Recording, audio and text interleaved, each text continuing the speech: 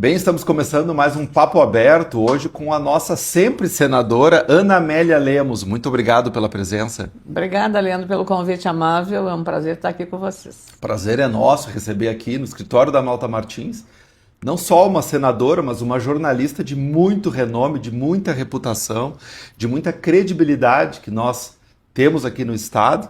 Eu sempre associo primeiro com a imagem de jornalista, né? Seja nos veículos na televisão, seja na rádio, né? Minhas primeiras lembranças lá dos anos 80 já é vendo Ana Amélia Lemos falando sobre o cenário político no Brasil, sobre os acontecimentos de Brasília. E hoje, para mim, genuinamente é uma grande honra recebê-la aqui no nosso escritório. Olha, é bom até porque estamos num momento importante para o país, né? Eu que vivi a experiência do parlamento, você está vivendo agora um ano eleitoral e um país ainda polarizado na política, o que para mim tem um aspecto positivo, que é a agitação natural de uma campanha, mas é também, eu diria, o reducionismo de você concentrar o debate na questão da polarização, de tratando os adversários como inimigos. Então isso, para mim, é uma parte negativa do momento que nós estamos vivendo. E essa questão da polarização, ela parte de um pressuposto de que toda virtude está de um lado só. Exatamente. Né? É um equívoco. E todos os vícios, todos os defeitos de caráter, de personalidade estão do outro lado. E a impossibilidade de você juntar as coisas boas de um lado e as de outro para fazer uma coisa melhor. Exato, perfeito. E até nesse sentido, por se tratar de um ano eleitoral, e é um ano eleitoral onde nós vamos escolher senadores, é muito importante as pessoas entenderem qual é o papel do senador, que vão votar no senador, vão votar para deputado federal, para deputado estadual, mas afinal de contas, o que faz um senador da República? Vou começar com uma frase de um gaúcho ilustre, ex-presidente da Câmara, que já não está mais entre nós, Ibsen Pinheiro, falando sobre a Câmara, que é a Casa dos Representantes. Ele disse: o que o povo quer, esta casa quer. Ou seja, a Câmara exatamente é proporcional à população, ao número de eleitores de cada estado. Então, por isso é a casa do povo. Por isso que ela é maior, abrangente. O Senado é diferente. O Senado, na Constituição, é a casa da federação. Ele ali está representando os interesses federativos do país e, portanto, essa competência. A competência também para votar em ministros da Suprema Corte, em votar nos indicados para as agências reguladoras, no presidente do Banco Central, então, assim, sucessivamente. Então, há uma competência federativa muito relevante do Senado. Então, todas as questões da questão reforma tributária, qual é o papel do Estado, a divisão do recurso arrecadado entre União, Estados e municípios. Então, o Senado Federal tem essa competência. Então, foi isso. Eu fui considerada uma senadora municipalista e sou autora da PEC 200, que foi a PEC que determinou o seguinte: não pode o Congresso Nacional aprovar nenhuma lei que seja criando um benefício e uma despesa, portanto, decorrente do benefício que está sendo criado, sem indicar a fonte de receita. Quer dizer, ou seja, eu chamo, Leandro, essa a PEC do óbvio. Quer dizer, você não pode gastar o que você não tem, ou da onde você vai tirar para pagar aquilo que você está criando. Então, foi criada essa PEC, aliás, foi uma demanda da Confederação Nacional dos Municípios, que é presidida por um gaúcho. Muito se cobra do Senado uma fiscalização, talvez uma atitude mais forte em relação ao STF, a um controle daquela atividade dos ministros, que por vezes é questionada pela própria imprensa, enfim. Na sua visão, o Senado hoje está cumprindo rigorosamente a sua função fiscalizadora do STF? Em primeiro lugar, para você ter uma ideia, grande parte dos senadores tem processos na Suprema Corte. E aí você cria uma relação nada institucional, nada republicana. É uma relação de interesses. Então, nesse particular, você já começa a comprometer. Vou lhe dar um exemplo. Eu fui relatora na Comissão de Constituição e Justiça do Senado Federal de várias emendas constitucionais, entre as quais uma do senador Lazier Martins e outra do senador Cristóvão Buarque, que é um senador conhecido, foi governador do PDT, foi governador do Distrito Federal, um professor emérito, e eram 12 das que eu achei mais, digamos, adequadas a fazer. O que essa proposta propunha? É que o mandato de um ministro da Suprema Corte fosse limitado a 10 anos. O mandato de um senador é de 8 anos. O mandato do presidente, 4, podendo ser reeleito por mais 4. Deputado é 4 anos. Então era um limite de 10 anos que não mais equilibrava com o do Senado da República. 10 anos, uma proposta de que a indicação não seria da cabeça do presidente por interesse político ou institucional, nada. Seria uma lista formada por indicações do Supremo, do TSE, do TSE não, desculpa, o TSE eu tirei porque o TSE é integrado por ministros do Supremo Tribunal Federal. Era o Supremo, STJ, Tribunal Superior de Justiça, TST, a AGU, PGR, Procuradoria-Geral da República, OAB, depois entraram os juízes federais e a ABM, que é a Associação Brasileira dos Magistrados, porque é a primeira instância do judiciário, que são os estados, nos tribunais de estado. Essa proposta, e a pessoa não podia ser reconduzido além dos 10 anos, para ministro da Suprema Corte. Essa proposta, que eu fui relatora, foi aprovada na CCJ, a Comissão de Constituição e Justiça, e ficou engavetada, simplesmente porque as chamadas audiências auriculares, você é advogado, sabe o que eu estou falando, eu não sou advogada, mas sei bem o que significa no jargão juridiquês, audiências auriculares entre os ministros da Suprema Corte e o então presidente, porque o presidente do Senado tem a competência de incluir ou não na pauta determinadas matérias que estão nas comissões.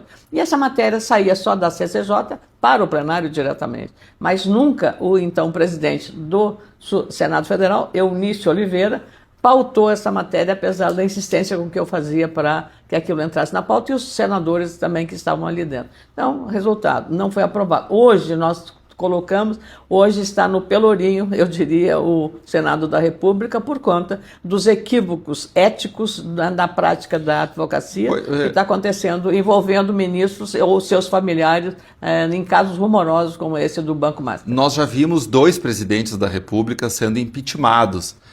Será que nós vamos viver para ver um ministro do STF sendo impeachmentado? É que um presidente da República é eleito pelo voto popular. E o ministro tem o poder sobre a vida das pessoas porque é ele que julga. Ele é ser supremo, por isso o Supremo Tribunal Federal. Então é realmente uma situação complicada pela dependência que muitos senadores, ou eu diria a maioria, ao ponto de o atual presidente, o atual Davi Alcolumbre, do Amapá, declarar nem que 81 senadores requeiram a entrada e o registro de pedido de cassação de mandato, eu não aceitarei nenhum. Veja só que declaração. Isso antes de qualquer iniciativa de senadores. Então, quando o senador fala, eu vou entrar com impeachment de ministro da Suprema Corte, conversa mole para boi dormir, desculpa a expressão, mas é um pouco isso para enganar a torcida, né? Porque isso não vai acontecer. Pelas relações que tem e pela dependência que tem muito senador, que tem processos que estão tramitando, porque como tem o foro privilegiado, entre aspas, o foro privilegiado, ele está subordinado. Ele cai direto no STF. Direto, as tais audiências auriculares. Perfeito. Mudando um pouco de assunto, a reforma tributária que está acontecendo, já está em processo já de transição, vai dar certo? Olha, Leandro, eu estou apavorada, mas impressionada. É porque a essas alturas do campeonato você acaba de votar uma lei, a reforma tributária, e que para mim foi outro equívoco que o legislador cometeu. Por que um equívoco? Porque botaram a carroça na frente dos bois. Olha aqui, o que é a reforma tributária? Você tem que calcular qual vai ser essa estrutura de receita, tá? De receita do Estado, e para caber no orçamento público, seja federal, estadual ou municipal, aquela receita.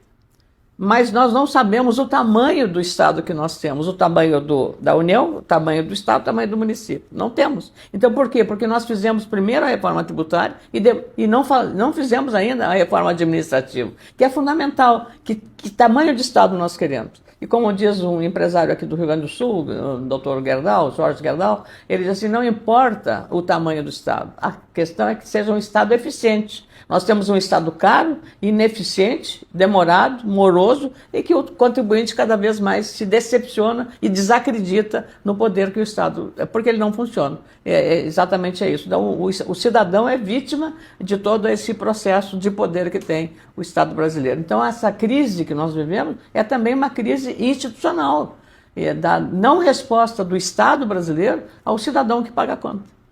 Aqui no Rio Grande do Sul a gente percebe uma grande defasagem acontecendo em relação aos demais estados, em especial o nosso primeiro vizinho aqui, que é Santa Catarina. Ao que a senhora atribui essa perda de competitividade do nosso estado quando comparado aos demais estados da federação, em especial estados tão próximos como Santa Catarina, Paraná, que até 2 décadas atrás estavam atrás de nós, e hoje a gente percebe as empresas saindo daqui e indo para esses outros estados. Quem vai hoje para Santa Catarina e anda pelos nossos estados realmente fica apavorado e fica triste de ver que o estado do Rio Grande do Sul, o estado mais rico, maior, poderia estar numa situação muito melhor. Nós não temos conectividade. Na era digital, não temos... Se você sair daqui, chegar em Guaíba, no meio da estrada, você já não consegue ser visto. Agora nós tivemos de Pelotas, você tem que parar, aqui não dá, mais para adiante. Então o Estado não tem conectividade, isso falando virtualmente. E rodoviariamente, fisicamente, é um horror. Você pensar que a BR-290, por onde passa 60% de toda a mercadoria que vai para o Mercosul, Argentina, Chile e Peru, daqui, os produtos da nossa Tramontina, os ônibus da Marco Polo, os caminhões da Randon, tudo passa por ali. 60% numa estrada, uma rodovia federal não duplicada. A 116, agora que estão chegando na finalização de concluir, que está há horas. A ponte do Guaíba recém começaram a segunda ponte a operar. Então há um ritmo lento. E isso o que é que se deve? A meu juízo é, primeiro, uma representatividade política do Estado perante o governo federal. Esse é o primeiro ponto. E unir a bancada para tratar disso. A outra questão é um Estado ainda deficitário, muito caro. Nós gastamos mais do que nós podemos, ele continua com os mesmos vícios do passado, de ser um Estado que dá a sua folha de pagamento de todas as categorias, salários baixos também que reclamam professores e outras áreas do setor público, setor de saúde também. Então nós não temos um ajuste, um equilíbrio fiscal que garanta o Estado. Porque era um Estado exportador, isso vem lá na origem, ele tinha, por ser um Estado exportador, um chamado prêmio à exportação. Eu sou porque comecei jornalismo lá nos anos 70, né? Então foi criado um prêmio à exportação, que era para beneficiar o Estado que exportava. Então ele exportava, desonerava do imposto de exportação, e o governo federal compensava essa perda de receita. Sabe quando isso aconteceu? Muito tarde, e aí já as coisas não davam, e isso foi realmente um prejuízo que o Estado... Aquilo que pareceu lá no começo, a Lei Candir, famosa Lei Candir, você lembra disso? Sim, você complementar 87. Você é tributarista, eu sou uma generalista, mas é a famosa Lei Candir. A gente brigou muito por ela, mas realmente continua o Estado vivendo aquilo do passado que representa agora no presente. Então o Estado é limitado, e ele para fazer alguma coisa tem que fazer um cash flow, fazer um free flow aí, que é pedágio. Tem estrada, tem pedágio. E aí paga a conta política, porque de fato há pedágios que são muito caros aqui no Rio Grande do Sul para o cidadão que tem que passar várias vezes na mesma estrada, e aí pagar um pedágio de R$14, de R$10, R$11, com o custo que ele está tendo hoje, não só da inflação, mas custo financeiro, os custos da logística, que nossa é cara, custo de combustíveis, né, especialmente, que somos um Estado movido a rodoviária. Então nós estamos todos esses conflitos aí de interesses, né? E ainda com a radicalização fica muito mais complicado. Pois é, os gaúchos vão votar agora, nos próximos meses, quem será o próximo governador dos 4 anos seguintes. O que não pode faltar na agenda do próximo governador? O que talvez assim, uma premissa básica de um governo bem-sucedido? Eu acho que se for um governo responsável, o que estiver dando certo agora, continuar. O que estiver dando errado, riscar do mapa e corrigir. A questão de terra arrasada, não, nada serve fazer tudo de novo. ou apenas querer mudar de rótulo, né? Então antes era o Bolsa Escola, agora é Bolsa Família, quer dizer, governo federal, estou falando do governo federal, mas no governo do Estado é a mesma coisa. Então, eu acho que a responsabilidade de um gestor que se preze, que dê uma resposta adequada ao cidadão, é exatamente o que está funcionando bem, pode ser do meu adversário político, pode ser de outro partido, mas é bom para o cidadão, ele tem que pensar no cidadão, não no seu partido e na sua ideologia, ele tem que cuidar exatamente do dinheiro que ele vai fazer aquele serviço, aquela prestação de serviço, ou aquela benfeitoria no funcionamento, seja da cidade, seja do Estado, para que a gente veja. O Rio Grande do Sul é um Estado com fronteira com 2 países, e quando a gente atravessa para o outro lado, a gente vê quanta deficiência nós estamos em matéria de logística, meu caro Leandro. E é importante a gente olhar o que está acontecendo na volta, para até criar uma consciência situacional mais clara, né? Afinal de contas, estamos em que pé na história, né? Melhor ou pior que os outros? Nós estamos, eu chamo nichos de excelência, nós estamos. Setor vitivinícola, por exemplo, né? Maravilhoso. E aí eu penso assim, às vezes são corajosos, porque nós temos um contrabando de vinhos que vem da fronteira, eram milhões de litros, o descaminho, o contrabando. Não, e uma observação aqui, muitos falsificados. Exato. Várias vinícolas argentinas dizem que a quantidade de vinho apreendida na fronteira é maior do que a produção de muitas dessas vinícolas. Ou seja, apreenderam mais vinhos com aquele rótulo argentino X do que ela produziu. Ou seja, tem muita falsificação aí. Exatamente, enganando, lesando 2 coisas. O fisco não paga imposto. E o próprio consumidor. E o próprio consumidor, exatamente. E os 2 pontos, o consumidor e o fabricante, porque ele está contaminando a marca daquele vinho que ele falsificou. Né? Sim, com certeza. Então, e a saúde, né, do consumidor também. Sem dúvida. Né? Então, mas esse setor, cada dia você vê, aqui em Porto Alegre, uma área de gastronomia também, Porto Alegre, eu acho que eu tenho acompanhado muito, tenho procurado descobrir, né, porque a gente vai sempre nos lugares que gosta, mas é buscar novidades, e tem muita coisa boa acontecendo, e eu fico feliz como cidadã de Porto Alegre. Para encerrar, presente e futuro de Ana Amélia Lemos. Ser feliz, continuar viajando e convivendo com os amigos, e agradecendo quem é generoso comigo, como você está sendo agora. Capaz, eu que tenho que ser grato à generosidade da senhora, mais uma vez. Muito obrigado pela presença. Obrigada, Leandro. Obrigada. E venha sempre aqui nos visitar. Sempre que me convidar. E nos acompanhe. E traga um vinho também. Por favor. Até a próxima.